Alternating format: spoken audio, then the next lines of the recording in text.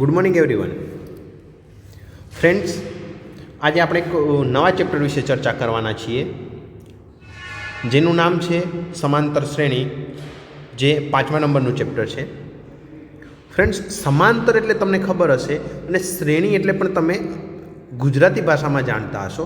શ્રેણી એટલે કે એક પછીનું બીજું જે પદ આવતું હોય તેને આપણે શ્રેણી કહીએ છીએ, અને સમાંતર એટલે કે એક પછી એક જે આવતું હોય, જે પદ આવતા હોય ટૂંકમાં તેને આપણે સમાંતર શ્રેણી કહીએ છીએ. જેમાં અહીંયા એક 2 પોઈન્ટ આપેલા છે, તેના વિશે જોઈએ તો રીનાએ નોકરી માટે અરજી કરી હતી અને નોકરી માટે તેની પસંદગી થઈ, અને તેનો શરૂઆતનો માસિક પગાર જે છે તે ₹8,000 છે, અને પછી પ્રતિ વર્ષ માસિક પગાર વધારો ₹8,500 નક્કી થાય છે. એટલે કે તેનો રૂપિયામાં માસિક પગાર પ્રથમ, દ્વિતીય અને તૃતીય વર્ષે અનુક્રમે પહેલા વર્ષે એનો 8,000 હતો, બીજા વર્ષે વધીને કેટલો થાય છે 500, એટલે કે 8,500 થશે, અને ત્રીજા વર્ષે બીજો 500 વધશે, એટલે કે 9,000 રૂપિયા ત્રીજા વર્ષે તેના થશે. આ રીતના જે થાય છે તેની અંદર શું આપણે એવું વિચારી શકીએ કે એની અંદર એક પછી એક પદ ઉમેરતા જઈએ તો આપણને આગળનું પદ મળતું જાય છે, એટલે કે ટૂંકમાં તેને આપણે શ્રેણી કહીએ છીએ. તેવી રીતના એક બીજું ઉદાહરણ આપેલું છે કે એક નિસરણીના પગથિયાની લંબાઈ નીચેથી ઉપર તરફ એક સરખી 2 સેન્ટીમીટર ઘટતી જાય છે, અને સૌથી નીચેના પગથિયાની લંબાઈ 45 સેન્ટીમીટર છે, તો તળિયાથી ટોચ તરફના પહેલા, બીજા, ત્રીજા અને 8મા પગથિયાની લંબાઈ અનુક્રમે કેટલી હોઈ શકે? તો પહેલાં જ પગથિયાની લંબાઈ 45 સેન્ટીમીટર છે, તો 45, તેના પછી 2 સેન્ટીમીટર ઘટતી જાય છે, એટલે કે 2 સેન્ટીમીટર ઘટે એટલે કેટલી થઈ જાય? અહીંયા 43 થઈ જાય. ત્યારબાદ 43માંથી 2 સેન્ટીમીટર બીજા ઘટે એટલે 41 થઈ જાય. તેનામાંથી 2 એટલે કે 39, 37, 35, 33 અને 31, એટલે કે 8મા પગથિયાની લંબાઈ જે છે તે આપણને કેટલી મળે છે? 31 સેન્ટીમીટર થઈ જાય છે, તેમ કહી શકાય. આમ આપણે એવું કહી શકીએ કે આપણો જે અનુભવ છે રોજિંદા જીવનનો, તેની અંદર આપણે સંખ્યાઓની ઘણી તરહ પણ આપણે જોઈએ છીએ. એટલે કે આ પ્રકરણની અંદર આપણે આગળના પદમાં અચળ સંખ્યા, એટલે કે કોઈ પણ સંખ્યા હોય, તે ધન હોય, ઋણ હોય અથવા તો એ શૂન્ય હોય, એની અંદર ઉમેરવાની એના પછીનું પદ મેળવી શકાય છે. એટલે કે અહીંયા 45 હતા, તેની અંદરથી ઋણ કર્યા છે, એટલે કે -2 કર્યા એટલે 43 મળ્યા છે, એમાંથી -2 કર્યા એટલે 41 મળ્યા છે. અહીંયા આપણે શું કર્યું છે? આની અંદર +500 ઉમેરતા ગયા છે, એટલે કે ધન સંખ્યા ઉમેરતા ગયા છે. એટલે કે કોઈ પણ અચળ સંખ્યા, તે ધન હોય, ઋણ હોય અથવા તો શૂન્ય હોય, તે ઉમેરવાથી પછીનું પદ મેળવી શકાય તેવી તરહનો આપણે અભ્યાસ આ ચેપ્ટરની અંદર કરવાનો છે. અને આપણે એ પણ જોવાનું છે કે અહીંયા તેનું nમું પદ અને n ક્રમિક પદોનો સરવાળો કેવી રીતના શોધી શકાય તેનો પણ આપણે ઉપયોગ કરવાનો છે આ ચેપ્ટરની અંદર. તો હવે જોઈએ તો આગળ સમાંતર શ્રેણી કોને કહી શકાય?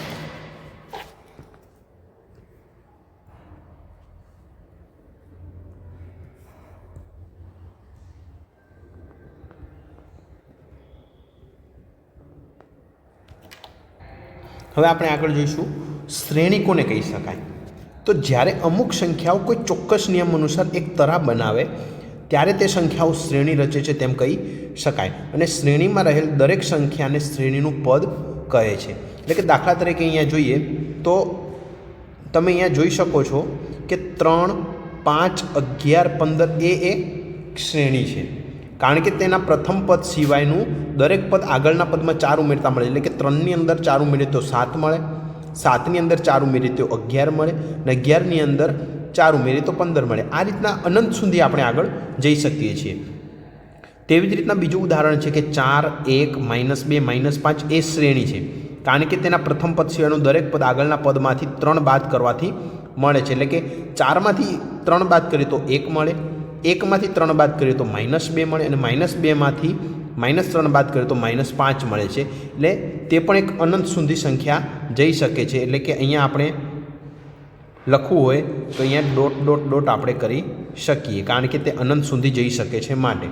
તેવી જ રીતના કોઈ પણ બીજી સંખ્યા હોય, ધારો કે અહીંયા 2 છે, તેનામાં આપણે 4 ગુણાકાર કરીએ, એટલે કે 2 ચોક 8, 8ની જોડે બીજા 4 ગુણાકાર કરીએ, એટલે કે 8 ચોક 32.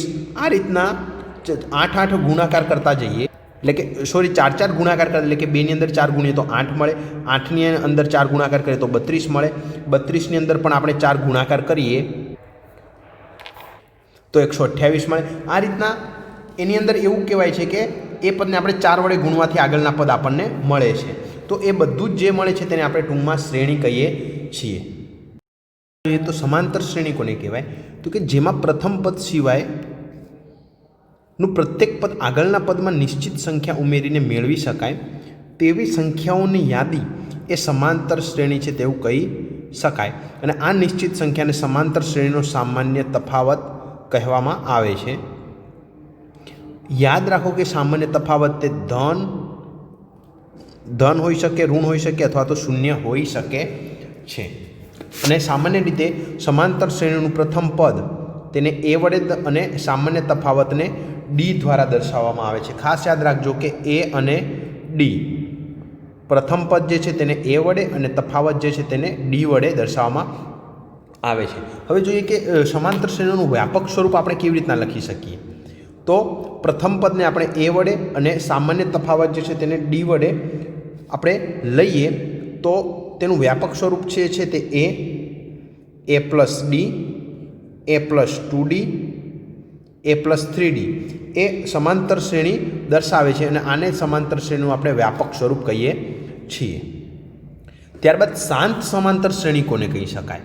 તો કે જે સમાંતર શ્રેણીમાં પદની સંખ્યા નિશ્ચિત હોય, એટલે કે પદની સંખ્યા અનંત ના હોય, નિશ્ચિત હોય તેવી જે શ્રેણી હોય તેને શાંત સમાંતર શ્રેણી કહે છે. એટલે કે તેનું હંમેશા છેલ્લું પદ આપણને મળે છે અને છેલ્લું પદ તેનું હોય છે તેવું કહી શકાય. દાખલા તરીકે અહીંયા 3, 6, 9, 999, અહીંયા સોરી ફ્રેન્ડ્સ, અહીંયા વચ્ચે ડોટ ડોટ ડોટ આવશે.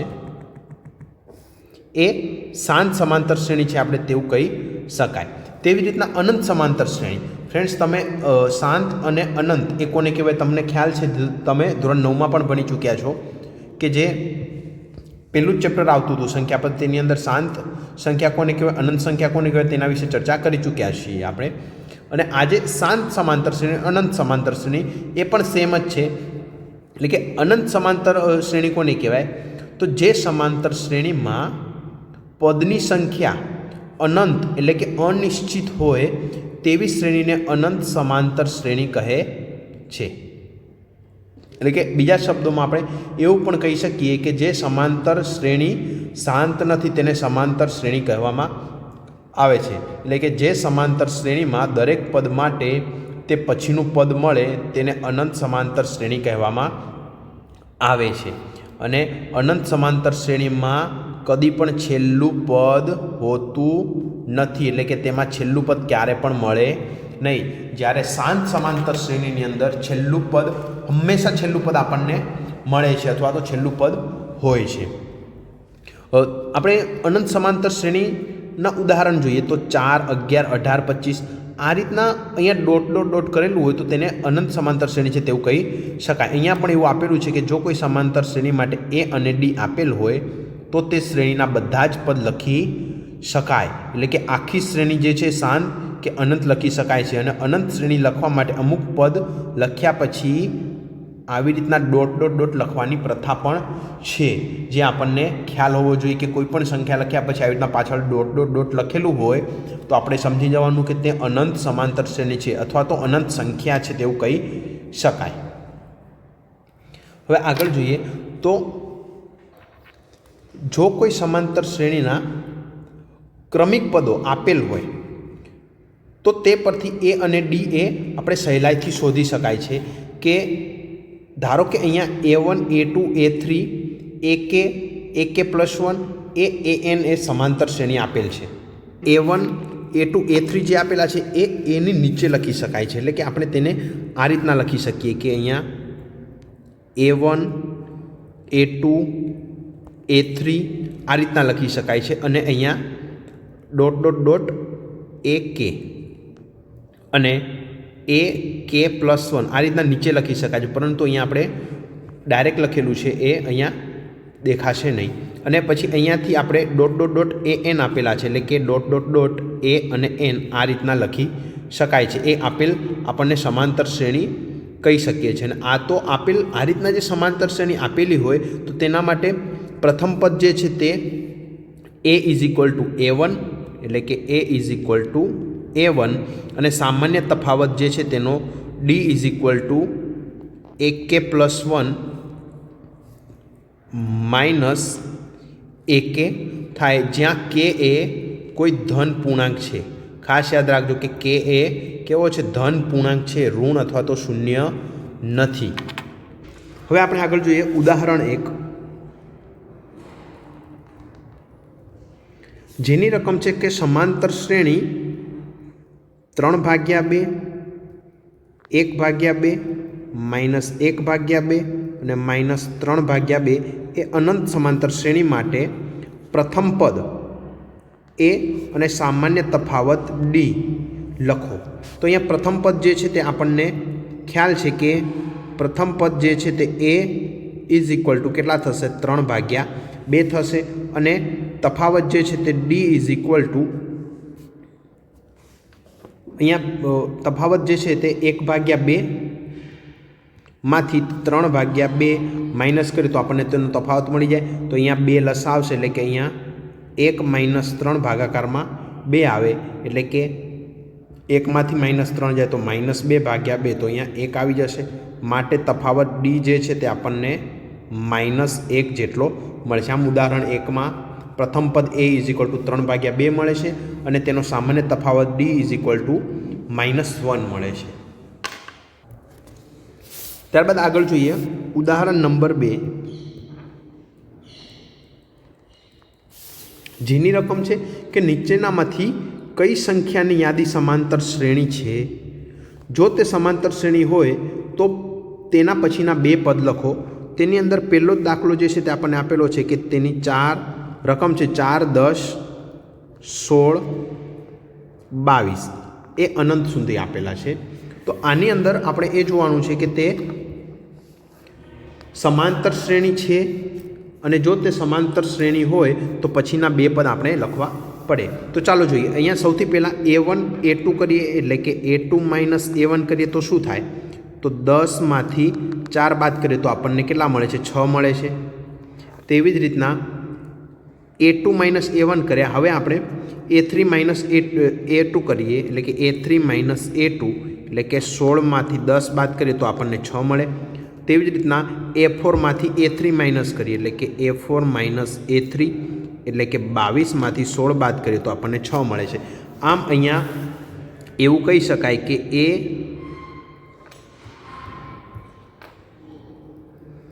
AK પ્લસ 1 માઇનસ AK એ હંમેશા સમાન રહે છે. એટલે કે અહીંયા 6, 6, 6 જે છે તે હંમેશા કેવું રહે છે? સમાન રહે છે. માટે એવું કહી શકાય કે અહીંયા જે આપેલ સંખ્યા જે છે તેની યાદી એ સમાંતર શ્રેણી બનાવે છે અને તેનો સામાન્ય તફાવત ડી ઇઝ ઇક્વલ ટુ 6 છે તેવું કહી શકાય. અને હવે પછીના 2 પદ જે છે તે પણ, એટલે કે 22માંથી આપણે 6 ઉમેરીએ તો હવે પછીના 2 પદ જે છે તે 22 + 6 ઇઝ ઇક્વલ ટુ 28 થશે, અને 28 + 6 ઉમેરીએ એટલે કે 34 થશે. આમ આના પછીના 2 પદ લખવા હોય તો આપણે અહીંયા 28 અને 34 છે તેવું લખી શકાય. હવે એની અંદર આપણે જોઈશું ક્વેશ્ચન નંબર 2, એટલે કે ઉદાહરણ 2 ની અંદર બીજો પ્રશ્ન, જેની રકમ છે 1 - 1 -3 અને -5 એ અનંત સુધી આપેલા છે. તો અહીંયા જોઈએ કે A2 - A1 શું થાય? એટલે કે A2 - A1 is equal two -1માંથી -1 જાય તો કેટલા મળે? -2 મળે. હવે A3 - A2 કરીએ તો A3 જે છે તે -3, વચ્ચે માઇનસ અને તેમાંથી પાછા -1 બાદ કરવાના, એટલે કે માઇનસ પ્લસ થશે અને પ્લસ માઇનસ માઇનસ, એટલે કે 1માંથી -3 જાય તો -2 મળે. હવે તેવી જ રીતના A4માંથી આપણે કેટલા બાદ કરવાના છે? 3 એટલે કે A4 જે છે તે -5 વચ્ચે માઇનસ અને વચ્ચે -3 એટલે કે માઇનસ માઇનસ પ્લસ થશે એટલે કે +3 અને -5 એટલે કે -5માંથી +3 બાદ કરીએ તો ત્યાં પણ -2 મળે છે. આમ અહીંયા એવું કહી શકાય કે AK +1 -AK એ હંમેશા કેવા રહે છે? સમાન રહે છે અને તે જે છે તે -2 રહે છે. માટે અહીંયા જે આપણને સંખ્યાની યાદી આપેલી છે તે સમાંતર શ્રેણી બનાવે છે અને તેનો સામાન્ય તફાવત D -2 છે તેવું કહી શકાય. અને હવે પછીના બે પદ આપણે જોવા હોય તો અહીંયા -5માં +-2 ઉમેરીએ તો અહીંયા માઇનસ પ્લસ માઇનસ થશે અને 5 ને 2 7 થશે અને નિશાની માઇનસની આવશે એટલે કે પછીનું પદ જે છે તે -7 મળશે. અને હવે -7ની અંદર -2 ઉમેરીએ તો -9 મળશે એટલે કે પછીના બે પદ જે છે તે આપણે અહીંયા -7 અને -9 આવે છે તેવું લખી શકાય. તેવી જ રીતના હવે આપણે આગળ જોઈશું ઉદાહરણ 2નો ક્વેશ્ચન નંબર 3 જેની રકમ છે -2 2 -2 2 -2 એ અનંત સુધી આપેલા છે. તો અહીંયા સૌથી પહેલાં આપણે શોધીએ તો A2માંથી A1 બાદ કરીએ એટલે કે A2 - A1 એટલે કે 2માંથી -2 બાદ કરીએ તો આપણને માઇનસ પ્લસ થશે એટલે કે 2 ને 2 4 મળશે. તેવી જ રીતના A3માંથી A2 બાદ કરીએ તો A3 જે છે તે -2 પછી વચ્ચે માઇનસ અને અહીંયા 2 આવશે એટલે કે માઇનસ અને માઇનસ એટલે કે પ્લસ થઈ જશે એટલે તો અહીંયા -4 આવે. આમ અહીંયા એવું કહી શકાય કે A2 - A1 અને A3 - A2 એ બંને સરખા નથી એટલે કે આપેલ અહીંયા જે સંખ્યાની યાદી આપેલ છે તે સમાંતર શ્રેણી બનાવતું નથી તેવું કહી શકાય. તેવી રીતના ફ્રેન્ડ્સ જે પ્રશ્ન નંબર 4 છે ઉદાહરણ 2ની અંદર તે આપે સ્વપ્રયત્ન પૂર્ણ કરવાનો રહેશે. હવે જોઈશું આગળ સ્વાધ્યાય 5.1 જેની અંદર પ્રશ્ન 1ની રકમ છે કે નીચે આપેલ પરિસ્થિતિમાંથી કઈ સ્થિતિમાં સંખ્યાની યાદી એ સમાંતર શ્રેણી બને અને કેવી રીતના બને તેના વિશે જોવાનું છે. તો તેની અંદર સૌથી પહેલાં રકમ છે કે ટેક્સીનું ભાડું પ્રથમ કિલોમીટર માટે ₹15 અને પછીના વધારાના પ્રત્યેક કિલોમીટર માટે ₹8 છે. તો અહીંયા આપણે જોવાનું છે કે તે સમાંતર શ્રેણી બને અને કેવી રીતના બને. તો અહીંયા જોઈએ સૌથી પહેલાં તો તેની અંદર આપણે એવું લખી શકીએ કે પ્રથમ કિલોમીટર માટે એટલે કે 1 કિલોમીટરનું માટેનું ભાડું એ કેટલું છે? ₹15 આપેલું છે અહીંયા.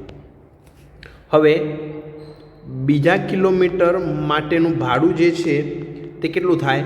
15 પ્લસ અહીંયા પ્રત્યેક કિલોમીટર માટે કેટલા વધે છે? 8. તો 15 + 8 કરીએ તો આપણને અહીંયા કેટલા મળે? ₹23 મળે.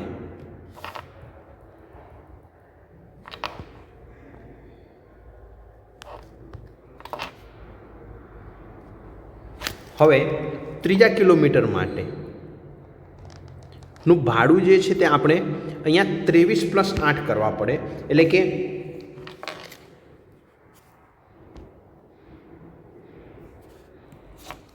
એટલે કે 31 થાય. અથવા તો આપણે અહીંયા એવું પણ કરી શકીએ કે 15 એ પહેલા વર્ષ માટેનું પ્રથમ કિલોમીટર માટેનું ભાડું હતું, ત્યારબાદ બાકીના 2 કિલોમીટર ઉમેરાય અને તેની સાથે 8 કિલોમીટર વધારાનું થયું તો 8 દુ 16 અને 15 એટલે કે 31 થાય. તેવી જ રીતના ચોથા કિલોમીટર માટેનું ભાડું જે છે તે આપણે કેટલું લખી શકીએ? 15 પ્લસ અહીંયા 3 વર્ષ ત્રીજો કિલોમીટર ઉમેર એટલે કે 8 તરી અહીંયા 8 તેની સાથે ગુણાશે એટલે કે 15 પ્લસ 8 તરી 24 એટલે કે 15 અને 24 જે છે તે 39 થાય. આમ તે અનંત સુધી ચાલતું જશે.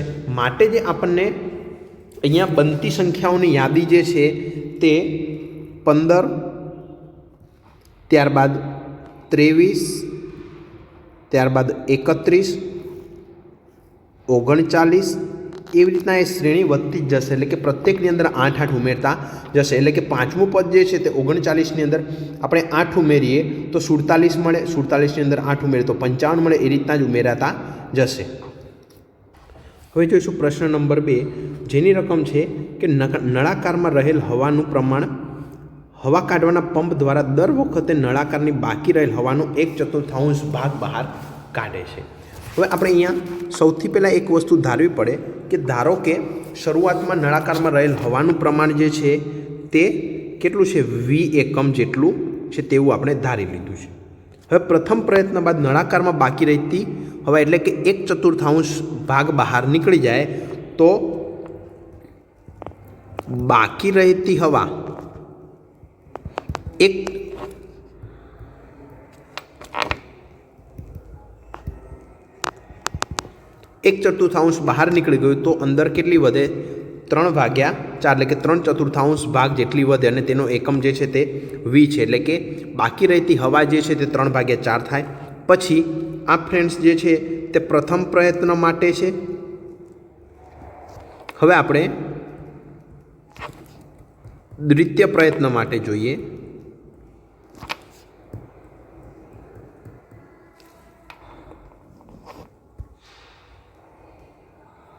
એટલે કે દ્વિતીય પ્રયત્ન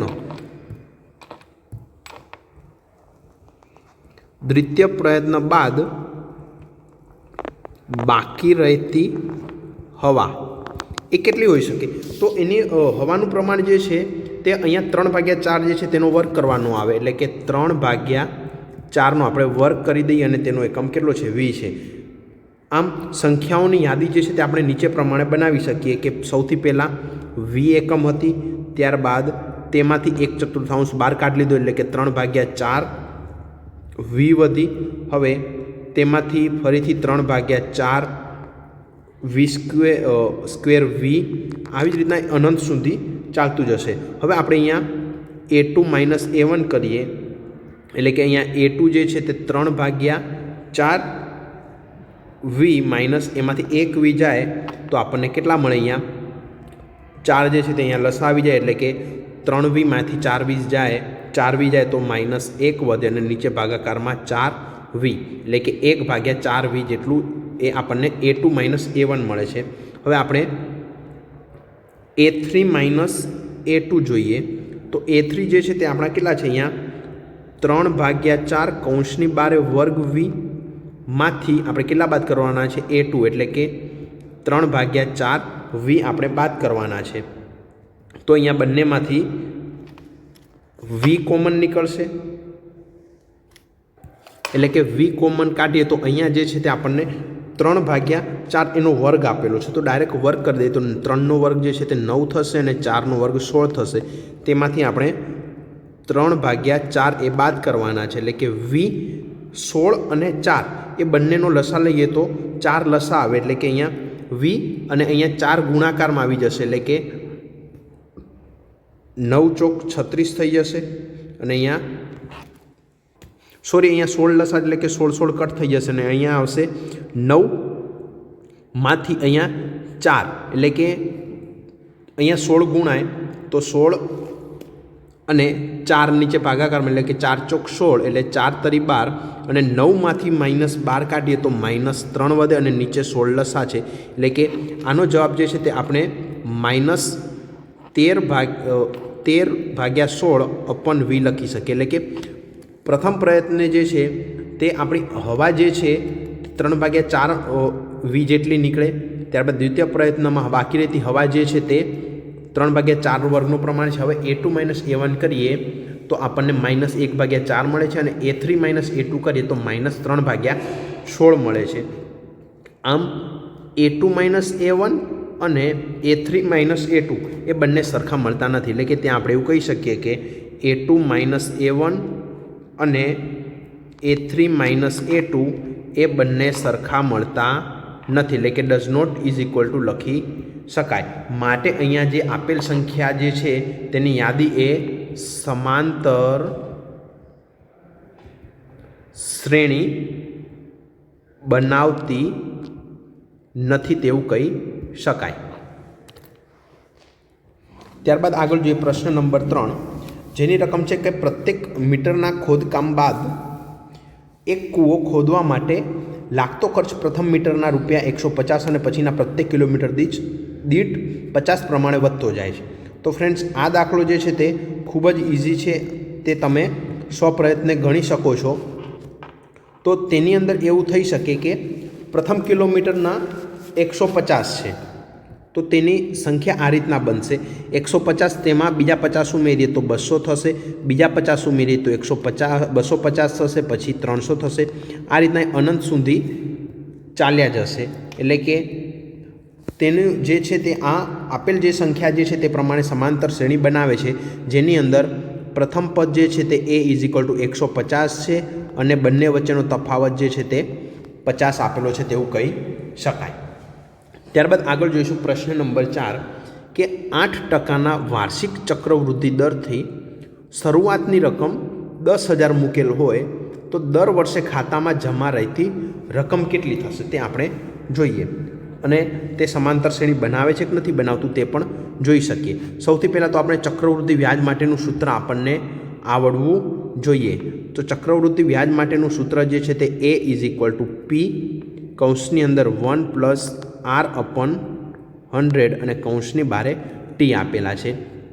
હવે અહીંયા કિંમતો મૂકી દઈએ તો p = આપણે કેટલા મૂકવાના છે, તો p = એટલે કે આપણે કેટલી રકમ છે, તો p = અહીંયા કેટલા લખી શકાય, રૂપિયા 10,000. ત્યારબાદ r એટલે કે રેટ, એ રેટ એ કેટલો છે, 8% છે. અને અહીંયા t એટલે કે t આપણો ચેન્જ થતો જશે, એટલે કે દર વર્ષે બદલાતું જશે. તો અહીંયા 1, 2, 3, 4 એ રીતના આપણે અલગ અલગ વર્ષ માટે લખી શકીએ. હવે પહેલા વર્ષને અંતે રહેતી રકમ કેટલી થાય, તો અહીંયા એવી રીતના લખવું પડે કે પ્રથમ અથવા તો પહેલા લખીએ,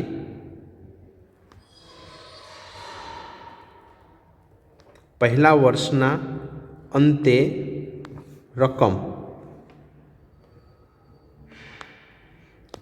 = કેટલી થાય, તો 10,000 અને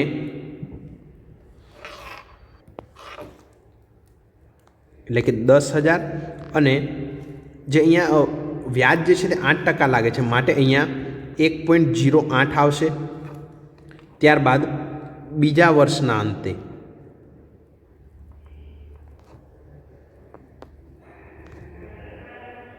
રકમ કેટલી થાય, તો અહીંયા 10,000 અને 1.08નો વર્ગ કરવાનો. ત્યારબાદ ત્રીજા વર્ષના અંતે જે રકમ જે છે તે 10,000 અને 1.08નો ઘન કરવાનો આવે. આમ અહીંયા સંખ્યાઓની યાદી જે છે તે આ પ્રમાણે બને. સૌથી પહેલાં તો 10,000ની સાથે 1.08, ત્યારબાદ બીજી જે સંખ્યા છે તે 10,000ની સાથે 1.08નો વર્ગ, ત્યારબાદ ત્રીજી જે સંખ્યા છે તે 10,000ની સાથે 1.08નો ઘન. આ રીતના જે છે તે અનંત સુધી સંખ્યાઓ ચાલતી જાય. હવે અહીંયા આપણે a2 - a1 કરીએ તો a2 જે છે તે 10,000 અને 1.08નો વર્ગ, તેનામાંથી આપણે 10,000 અને 1.08 જે છે તે આપણે બાદ કરવાના થાય.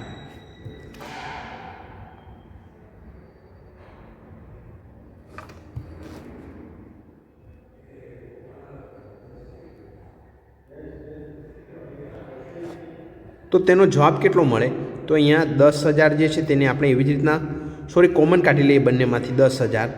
10,000 અને 1.08 બંનેમાંથી કોમન નીકળી જશે. તો અહીંયા પહેલા પદની અંદર 1.08 વધે છે અને અહીંયા જે છે તે બંને પદ બારે નીકળી જાય તો -1 થઈ જશે.